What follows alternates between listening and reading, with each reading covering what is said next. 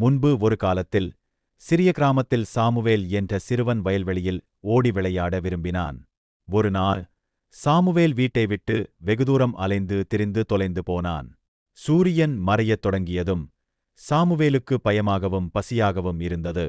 சாலையோரம் அமர்ந்து அழ ஆரம்பித்தான். சாமுவேல் அழுது கொண்டிருந்தபோது கழுதையின் மீது ஒரு மனிதன் அந்த வழியாக வந்தார். அந்த மனிதன் சிறுவனைப் பார்த்து நிறுத்தினார். "நீ தொலைந்து விட்டாயா, சிறுவனே?"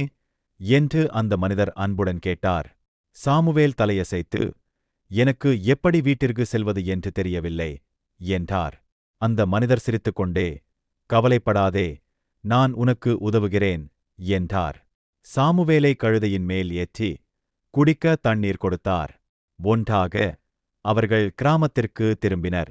அவர்கள் வீட்டை அடைந்ததும் சாமுவேலின் பெற்றோர் அவன் பாதுகாப்பாக இருப்பதைக் கண்டு மகிழ்ச்சி அடைந்தனர். அவர்கள் கண்ணீருடன் அந்த அன்பான மனிதருக்கு நன்றி தெரிவித்தனர். சாமுவேல் அந்த மனிதனிடம், "ஏன் எனக்கு உதவி செய்தீர்கள்?"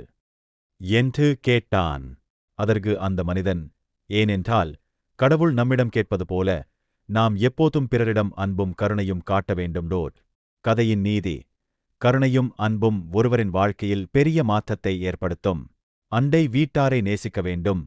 தேவைப்படும் மற்றவர்களுக்கு எப்போதும் உதவுங்கள்.